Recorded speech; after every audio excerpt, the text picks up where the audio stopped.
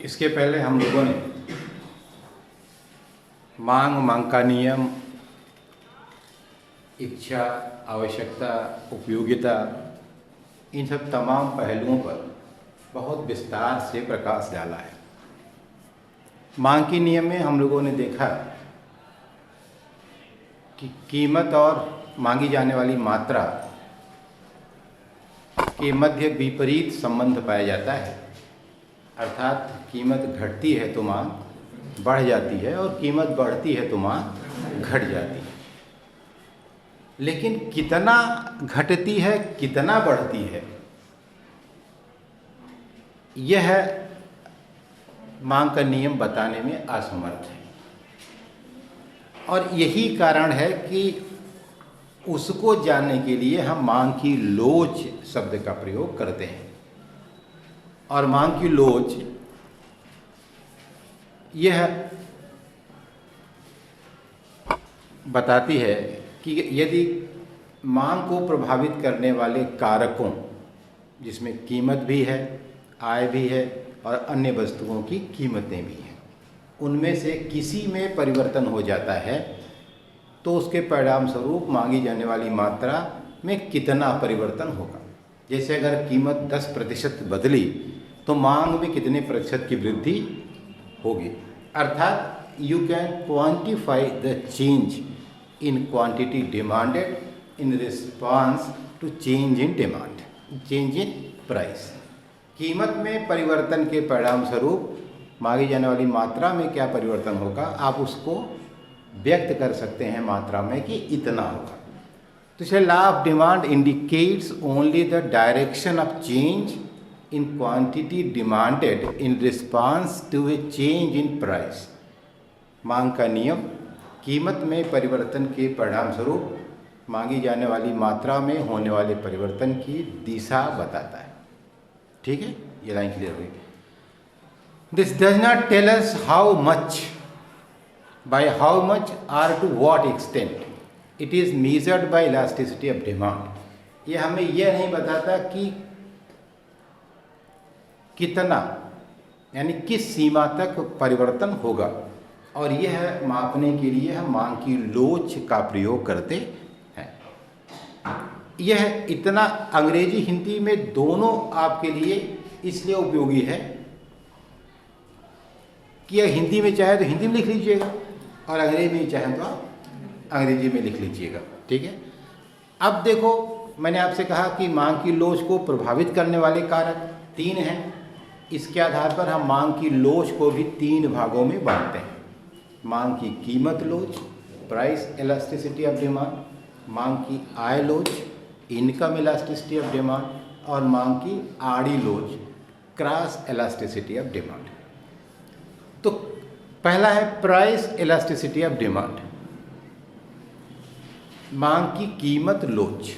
Price elasticity of demand is a measure of relative change in quantity purchased of a good in response to a relative change in its price। मांग की कीमत लोच का अभिप्राय यह है कि मांगी जाने वाली मात्रा में आनुपातिक परिवर्तन बटे कीमत में आनुपातिक परिवर्तन के बीच जो अनुपात होता है उसे ही हम मांग की कीमत लोच कहते हैं। तो इलास्टिसिटी ऑफ प्राइस बराबर proportionate change in quantity demanded बटे प्रोपोर्शनेट चेंज इन प्राइस। अर्थात अगर हम इलास्टिसिटी ऑफ प्राइस लिखें तो मांगी जाने वाली मात्रा में आनुपातिक परिवर्तन, ठीक है, क्या हो जाएगा, मात्रा में आनुपातिक परिवर्तन बटे कीमत में आनुपातिक परिवर्तन। ठीक है, कीमत में आनुपातिक परिवर्तन, तो ये मात्रा में आनुपातिक परिवर्तन और बटे कीमत में आनुपातिक परिवर्तन। यहाँ लिखा हुआ है proportionate change in quantity demanded और बटे प्रोपोर्शनेट चेंज इन प्राइस। तो मांगी जाने वाली मात्रा में आनुपातिक परिवर्तन ऊपर बटे मांगी कीमत में आनुपातिक परिवर्तन नीचे। अब देखिए,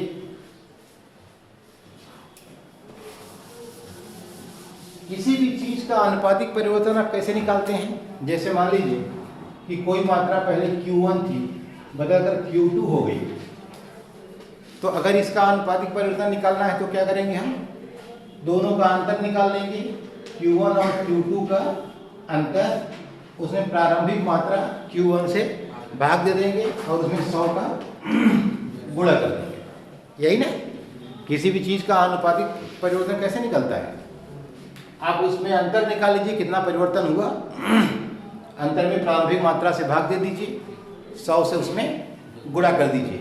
तो अंतर आपने गणित में पढ़ा है कि हम अंतर को डेल्टा से व्यक्त करते हैं। किसे व्यक्त करते हैं? इसका मतलब Q1 और Q2 के अंतर को हम डेल्टा Q लिख सकते हैं। क्या लिख सकते हैं? Delta Q। इसका मतलब यह है कि डेल्टा Q बटे Q1 लिख दें अगर और गुणे 100 कर दें तो यह हो जाएगा मांगी जाने वाली मात्रा में आनुपातिक परिवर्तन। यहाँ लिखा हुआ है कि अब अगर हमको लिखना है कि मांगी जाने वाली मात्रा में आनुपातिक परिवर्तन,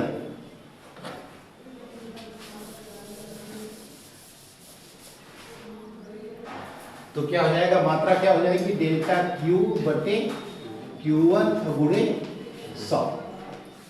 आपने पीछे देखा है कि मांगी जाने वाली मात्रा में आनुपातिक परिवर्तन बटे कीमत में आनुपातिक परिवर्तन ना, तो कीमत में भी ऐसे निकाल लेंगे हम। कैसे निकालेंगे, P1 और P2 का अंतर हो जाएगा बटे P1 हो जाएगा गुणे 100, यानी हम यहाँ लिख देंगे डेल्टा P बटे P1 गुणे 100 ना। अब अगर आप इसको हल करेंगे तो 100 ऊपर भी है 100 नीचे भी है, कट जाएगा, क्या बचेगा, डेल्टा Q बटे ये डेल्टा P हो जाएगा इंटू P1 बटे Q1 हो जाएगा। इसका मतलब यह है कि मांग की कीमत लोच जो होगी, यहाँ माइनस लगा होता है, यह माइनस जो है अपोजिट डायरेक्शन को बताता है, लगा भी सकते हैं नहीं भी लगा सकते हैं कि कीमत और मांग में संबंध कैसा पाया जाता है, अपोजिट पाया जाता है। तो यह है मांग की कीमत लोच। ठीक है, यहाँ कोई दिक्कत हो तो आप बताइए। ये समझ में आप क्या जानना चाहिए, बाकी यहाँ तो लिखा ही है, वहाँ लिखने से मतलब नहीं है। मिटाए, हाँ देखो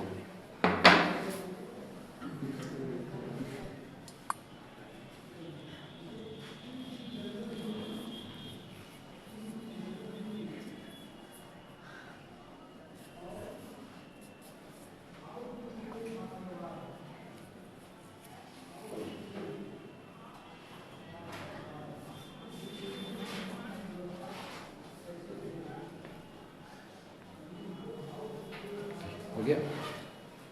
अब देखो इसमें क्या है, मार्शल ने कहा कि किसी वस्तु के प्रति मांग की कीमत लोच ज़्यादा है या कम है, ये इस बात पर निर्भर करता है कि कीमत बदलने पर उसकी मांग ज़्यादा बढ़ती है या उसकी मांग कम बढ़ती है। Marshall remarks that the elasticity of demand in a market is great और small according as the amount demanded increases much और लिटिल। वही कि मांगी जाने वाली मात्रा ज़्यादा बढ़ती है या कम बढ़ती है, उसके आधार पर हम यह ज्ञात करते हैं कि मांग की लोच ज़्यादा है या मांग की लोच कम है। Little for a given fall in price and diminishes much और little for a given rise in price. कीमत घटे तो तेज़ी से मांग बढ़ती है कि धीरे बढ़ती है, या कीमत बढ़े तो मांग तेज़ी से घटती है या धीरे घटती है, तो यह तय करेगा कि मांग की लोच क्या है। अब देखो क्या है, मांग रेखा देख करके तुम ये बता सकते हो कि मांग ज़्यादा लोचदार है या कम लोचदार है। ठीक है, इसको मिटाएं।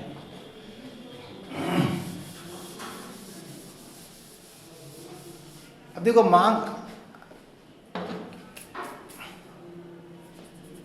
थोड़ा सा यहाँ तुमको हम और कुछ ज़्यादा बता दें। अरे जाओ,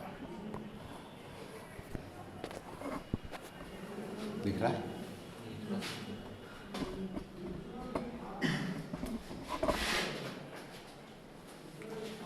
देखो जब हमने मांग की कीमत लोच देख लिया, तो अब मांग की कीमत लोच कितने प्रकार की होगी, यह बेसिक सी बात है, इसमें वो प्रकार की व्याख्या नहीं की गई है, लेकिन तुम यहाँ एक चित्र के माध्यम से समझ लो, ज़्यादा बेहतर रहेगा। मांग की कीमत लोच में पहला है पूर्णतया लोचदार मांग, परफेक्टली इलास्टिक डिमांड। पूर्णतया लोचदार मांग, परफेक्टली इलास्टिक डिमांड। पूर्णतया लोचदार मांग का मतलब होता है कि कीमत में कोई परिवर्तन नहीं हो रहा है, लेकिन मांग अनायास बहुत ज़्यादा या तो बढ़ जा रही है या तो बहुत ज़्यादा घट जा रही है। इसका मतलब ये है कि अगर यहाँ हम कीमत दिखाएं और यहाँ मांग मात्रा दिखाएं, क्वांटिटी, तो ये इतनी कीमत है P, यह स्थिर है ऐसे, ये डिमांड रेखा है। तो या तो मांग Q1 से अचानक बढ़कर क्या हो जा रही है Q2, या घट के क्या हो जा रही है Q3। ये देखो, कीमत में कोई परिवर्तन नहीं है, लेकिन मांग बहुत ज़्यादा या तो बढ़ जा रही है या तो बहुत ज़्यादा घट जा रही है। यहाँ मांग की लोच कैसी होती है, अनंत होती, इनफाइनाइट होती है। और जब विशेषण न लगा हो, केवल मांग की लोच शब्द का प्रयोग किया जा रहा हो, तो ये समझो कि it means you are talking about price elasticity of demand. ठीक है, केवल अगर मांग की लोच लिखा गया हो, ये नहीं लिखा हो कि मांग की आय लोच, मांग की आड़ी लोच, मांग की कीमत लोच, केवल लोच लिखा, इसका मतलब कि हम कीमत लोच की बात कर रहे हैं। ठीक है, तो यह पूर्णतया लोचदार मांग होती है, तो elasticity of demand will be infinite, अनंत होगी। ठीक है, दूसरा पूर्णतया बेलोचदार मांग, दूसरा क्या होगा, सर पूर्णतया लोचदार मांग है, ये कब देखेंगे? जैसे बिना किसी परिवर्तन के अचानक मांग का बहुत ज़्यादा हो जाना, अचानक बहुत मांग का कम हो जाना, ये सामान्यतः तो थोड़ा कठिन काम है। लेकिन कभी कभी ऐसी स्थिति आ जाती है कि मूल्य वही रहता है, लेकिन अगर आपके दिमाग में कोई पैनिक आ जाता है, ऐसा ना हो कल ना मिले ना, तो ऐसा ना हो कल ना मिले, तो हम क्या करते हैं कि फिर हम अचानक ही रोज 1 किलो चीनी खरीदते थे और आज हमने 1 क्विंटल खरीद लिया। कभी कभी ये स्थिति आ सकती है कि मूल्य तो नहीं बदल रहा है, लेकिन आपके दिमाग में कहीं से आ गया कि ऐसा ना हो कि ऐसी स्थिति हुई है, कुछ आर्थिक, राजनीतिक, सामाजिक परिस्थितियां उत्पन्न हो रही हैं, हो सकता है कि कल ना मिले, तो ऐसी स्थिति में आप खरीद भी सकते हैं। ठीक है, या आपको ऐसा लगे कि ये चीज़ बाद में यूजलेस हो जाएगी, तो बहुत ज़्यादा आप खरीदना बंद भी कर सकते हैं। कुछ दिन पहले सर नमक का बात है। हाँ वो, हाँ ऐसे ही कोई पैनिक होना, जैसे कि अचानक, ये सब चीज़ ज़्यादातर र्यूमर वगैरह पर ही है अचानक, और सामान्य परिस्थिति तो नहीं ही रहती है, असामान्य ही इसको आप समझेंगे। दूसरा पूर्णतया बेलोचदार, परफेक्टली इन इलास्टिक डिमांड है, इन इलास्टिक डिमांड है। ये क्या है, यहां देखो, कीमत चाहे जितना घटे बढ़े, लेकिन मांग में कोई परिवर्तन नहीं होता। ये है डिमांड रेखा है। ये कीमत P1 थी, तब भी Q1 का इस्तेमाल कर रहा था, कीमत P2 हो गई तब भी उतने का, और घट करके P0 हो गई तब भी कितने का, उतने का। तो यहाँ इलास्टिसिटी क्या होगी, 0। एक जगह अनंत होगी, एक जगह 0। ओके, अब ऐसा कब होगा कि मूल्य कितना भी घटे बढ़े तुम जरा भी मांग में परिवर्तन नहीं करोगे। ये कभी कभी जो लाइफ सेविंग आइटम्स हैं, जैसे कोई बहुत ऐसी दवा है जिसके बगैर आप जिंदा नहीं रह सकते, ऐसा कोई आपकी आवश्यकता है जो आपकी जीने के लिए अपरिहार्य है, तो कितना भी महंगा हो, कितना भी सस्ता हो, आप उसकी बहुत ज़्यादा मात्रा में परिवर्तन नहीं। जैसे आप इंसुलिन का इंजेक्शन लेते हैं, तो इंसुलिन का एक इंजेक्शन रोज लगता है, तो 1 रुपये में लगे चाहे 100 रुपये में लगे, एक ही लगेगा। ऐसा नहीं कि सस्ता हो गया तो आप 4-5 इकट्ठे लगा लेंगे। हाँ रख सकते हैं, लेकिन नॉर्मली ये है कि वो कुछ चीज़ें ऐसी हैं जिनकी मांग मतलब कंजम्पशन से बहुत असर नहीं पड़ता उनके ऊपर। तो ये हालांकि एकदम इस तरह से 0 भी बहुत व्यवहारिक पाया, कुछ न कुछ असर तो पड़ेगा। जैसे आप निकाल रख सकते हैं तो कुछ तो बढ़ा के रख ही लेंगे। जैसे नमक के बारे में आप कहते हैं, तो ऐसा नहीं कि नमक का मूल्य ज़्यादा हो जाता है तब भी आप उतने खरीदते हैं, भले नमक पर बहुत कम पैसा खर्च करते हैं आप, लेकिन अगर नमक बहुत सस्ता हो जाता है तो पता चला कि आप जानवरों को भी खूब ज़्यादा खिलाने लगते हैं, पहले आप नहीं खिला रहे थे ना। तो ऐसा नहीं है कि असर नहीं पड़ता, असर तो कहीं ना कहीं पड़ता ही है। ये अलग बात है कि नेग्लिजिबल हो, हम उसको नोटिस ना करें। तीसरा, लोचदार मांग, इलास्टिक डिमांड। यहाँ क्या होता है, जिस अनुपात में कीमत बदलती है उसी अनुपात में मांग में भी परिवर्तन, यानी ये आप 45 डिग्री का सीधे कोण बनता है, कह सकते हो। मांग रेखा जो है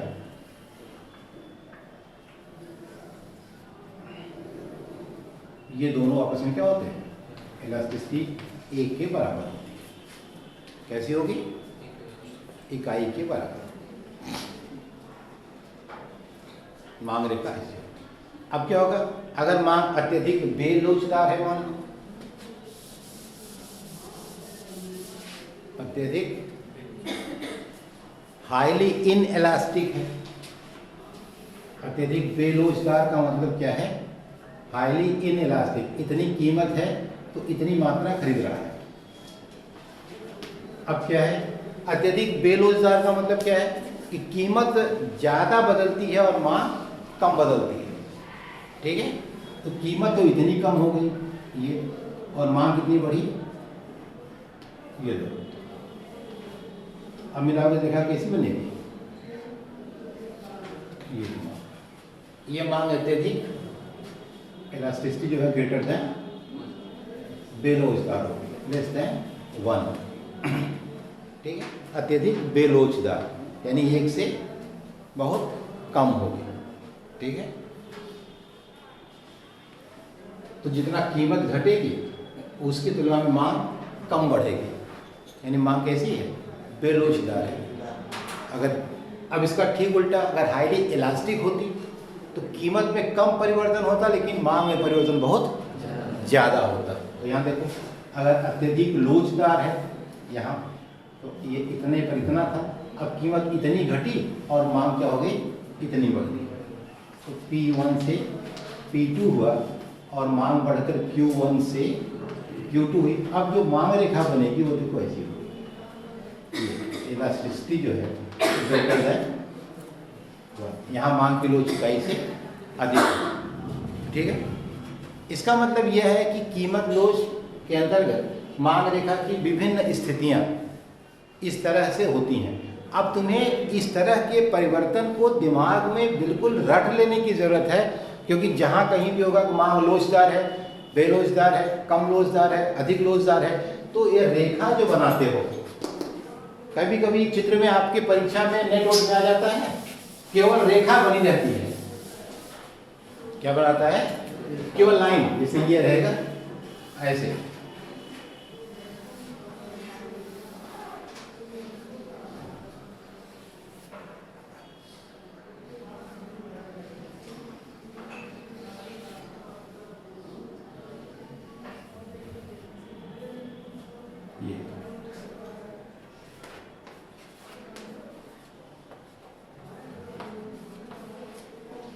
ऐसे सही रेखा में नहीं, नंबरिंग दिया रहेगा, पूछ लिया नंबर 3 पे मांग की लोच कैसी है, तो अब नंबर 3 कहाँ है, यहाँ, ये। ठीक है, यहाँ मांग की लोच इकाई के बराबर है। नंबर 2 में कैसी है, यहाँ इकाई से कम, यहाँ क्या है, 0, यहाँ क्या है, इकाई से अधिक है, यहाँ क्या है, इनफाइनाइट। ठीक, बना लो, मन करे, अगर नुकसान न करे तो। कहने का मतलब यह है कि रेखाएं कैसे शिफ्ट होती हैं या कैसे उनमें परिवर्तन होता है, यह हमको बड़े अच्छे से हमारे दिमाग में भरा होना चाहिए। ठीक है,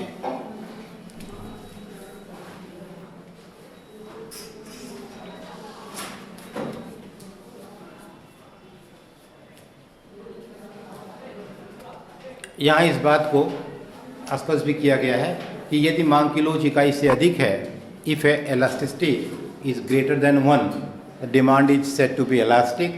If elasticity is less than 1, demand is said to be inelastic. And if elasticity is equal to 1, it is unitary elasticity. It is dividing line. तो इसे हम मांग की लोच इकाई के बराबर होती है, यूनिटरी होती है। ठीक है,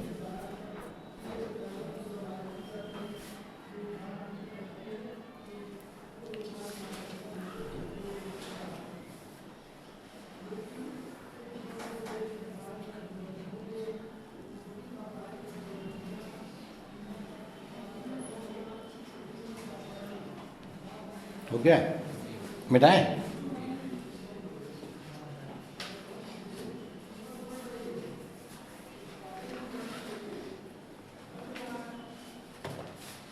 हो गया,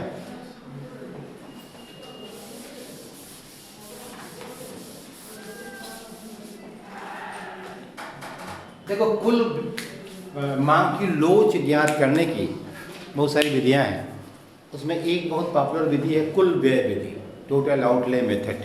मार्शल ने इसका प्रतिपादन किया और यह बताया कि किस प्रकार हम सिर्फ कुल व्यय में होने वाले परिवर्तन के आधार पर यह ज्ञात कर सकते हैं कि मांग अत्यधिक लोचदार है कि कम लोचदार है। तो उसके लिए हम क्या करते हैं, कुछ सेंटेंस तुमको पहले हम पढ़ के सुना दें।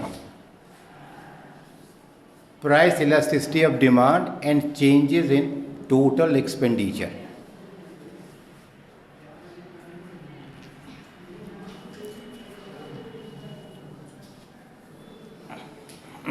अब देखो, जैसे मान लो, ध्यान से समझना जरूरी है कि तुमको समझ में आ जाए।